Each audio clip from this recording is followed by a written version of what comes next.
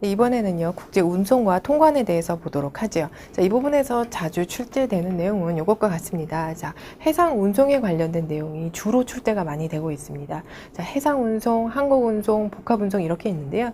이 중에서 해상 운송의 출제 빈도가 가장 높습니다. 그래서 해상 운송에 관련된 기초 내용부터 그다음에 이제 법에 관련된 모든 내용까지 다 여러분들 포괄적으로 공부를 하셔야 되고요. 특히 이제 규칙에 대해서 여러분들 되게 싫어하시는데요. 자, 해상 규칙에도 몇 가지 종류가 있습니다. 그 중에서 바로 로테르담 규칙이 있는데요. 그 부분이 최근에 시험에서 가장 많이 출제가 되고 있으니까 이 점 꼭 유의하시기 바랍니다.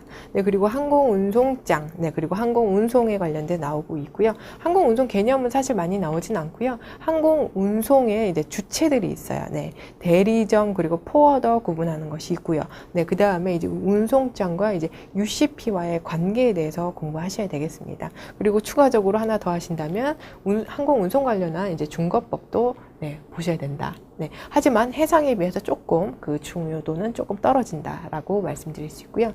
네, 그 다음에 이제 복합 운송 형태가 자주 요즘에 출제가 되고 있습니다. 요즘에 꼭 한 문제 정도는 꼭 나오고 있어요. 네, 그래서 이 부분도 네, 한 문제 소중합니다. 네, 여러분들이 공부하시는 부분은 반드시 마치셔야 돼요. 네, 이 부분 네, 한번 보셔야 되는 거고요. 그 다음에 이제 수출입 통관에 관련된 내용들이 나올 수 있다. 네.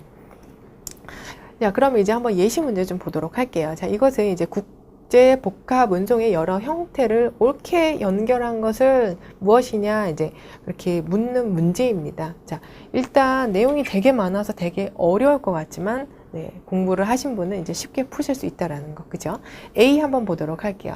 자, 해상, 육상, 해상으로 이루어지는 구간 중에 중간 구간인 육상, 운송 구간을 얘기한다라고 얘기하고 있습니다. 자, 해상을 통해서 운송되고요. 그 다음에 어떤 땅이 있어요. 그래서 여기 육상, 그 다음에 다시 해상으로 운송되는 경우. 자, 여기 해상, 그리고 여기 해상, 그리고 이 중간에 육상으로 운송되는 이런 구간을 의미한다라고 나오고 있습니다. 바로 A는 무엇입니까? 그렇죠. 랜드 브릿지죠. 랜드 브릿지. 그죠? 네, 그 다음에 B, C, D 이렇게 보시면요.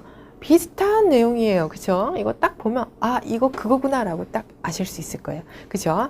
자, 일단 이거 공부하시기 전, 이거 문제 풀기 전에 우리 이거 한번 보도록 할게요. 자, 우리 복합 운송 방식에는요, 크게 세 가지 종류가 있습니다. 자, 피기백이라는 것이 있고요. 그 다음에 버디백이라는 것이 있고요. 그 다음에 네, 피쉬백이라는 것이 있습니다.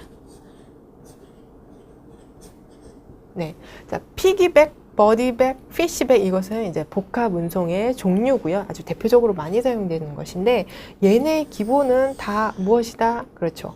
자, 그 도로 운송이다라는 거예요. 도로 운송. 도로 운송을 기본으로 해서 도로 운송으로 했다가 철도로 갈아탄다라고 하면 그것은 피기백이라고 얘기를 합니다.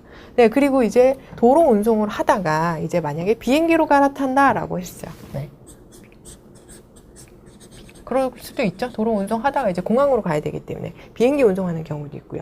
자, 그 다음에 이제 도로 운송을 통해서 가다가 그 다음에 그것을 이제 배로 통해서 그죠? 해상 배를 통해서 이제 더 추가적으로 운송이 될 수가 있어요. 그죠? 그래서 이제 복합 운송은 이렇게 연결될 수 있다라는 겁니다. 네, 각자 이렇게 이름이 다르죠. 그래서 여러분들 유의하실 거는 바로 얘네 이렇게 무슨 백 이렇게 나가는 것은 자, 도로 운송이 기본이다라는 거예요. 즉, 컨테이너 운송을, 그러니까 컨테이너를 기본으로 해서 도로 운송이 수반되어서 나머지 다른 운송 수단과도 이렇게 그 공유돼서 연합되어서 계속 지속적으로 운송할 수 있는 방법을 얘기한다라는 것입니다. 자, 그러면 한번 B 이제 보도록 할게요. 화물 차량을 철도에 다시 적재한다? 이거 무엇이죠? 그렇죠? 이거는 바로 피기백이라는 거죠. 피기백. 그 다음에 C 볼게요. 해상 운송과 이제 트럭, 공로 운송. 자, 공로 운송을 트럭이라고 얘기를 합니다. 네. 그럼 뭡니까? 자, 이거는 뭐였어요? 피시백이죠. 그래서 피시다.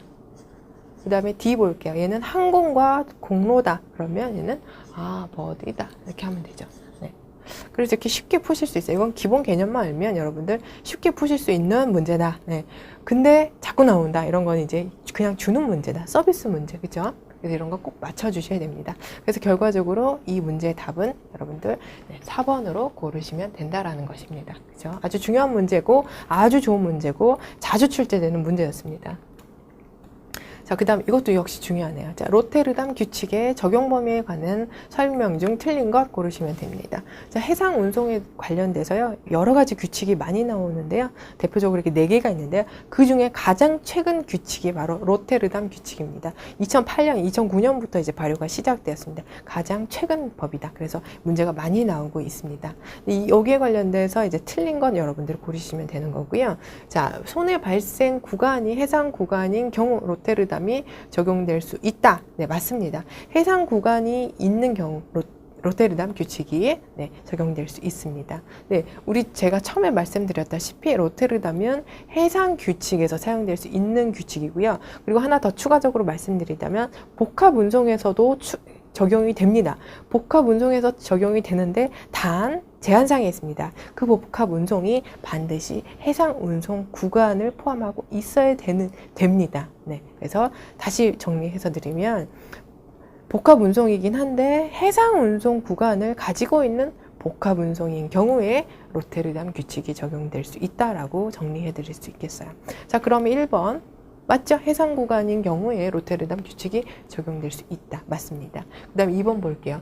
손해 발생 구간을 확인할 수 없는 경우에는 로테르담 규칙이 적용될 수 있다. 네, 맞습니다. 자, 왜냐하면 손해 발생 구간을 확인할 수 없는 복합 운송인 경우에는요, 해상에서 사고가 난 것으로 간주를 하기로 했습니다. 그래서 이런 경우 역시 해상에 관련된 복합 운송이 적용될 수 있습니다. 네, 그 다음에 3번 보죠. 로테르담 규칙은 모든 형태의 복합 운송에 적용될 수 있다. 이거 시험에 아주 잘 나오죠. 네. 여러분이 꼭 체크하셔야 됩니다.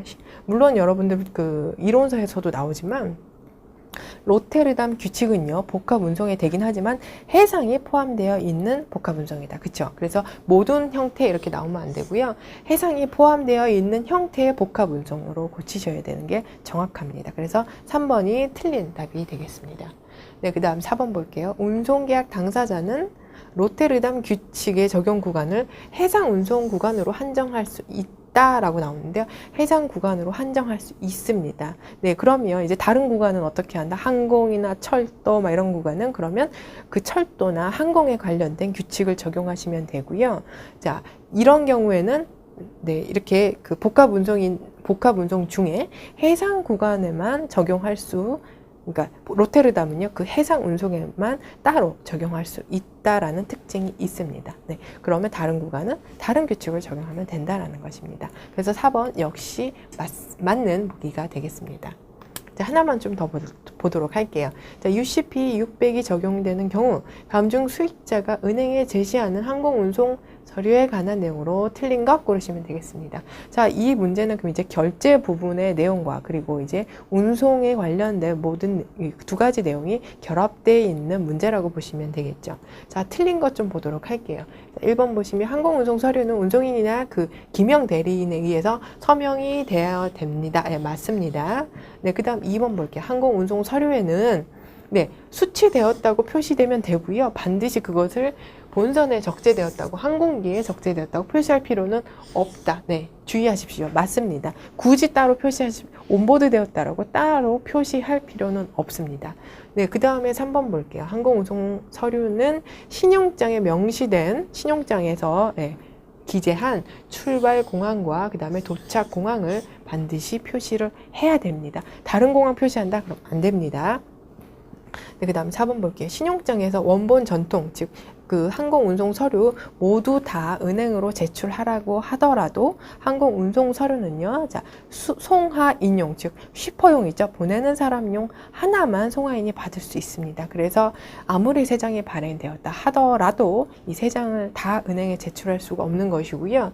자, 원본 전통이 아니고 송하인용만 제출하면 하자가 없습니다. 네, 그리고 송하인용만 제출할 수밖에 없어요. 왜냐하면 3장이 발행될 때 송하인이 갖고 갈 수 있는 서류는 단 1장 뿐이에요. 나머지들은 다 받는 사람 혹은 이제 그 운송 사용이 하나씩 갖고 가게 되어 있습니다. 그래서 결과적으로는 이제 보내는 사람은 보내는 사람용 운송 서류만 받을 수 있다라는 얘기예요. 그래서 은행에 전체 3개를 다 줄 수가 없습니다. 현실적으로. 네.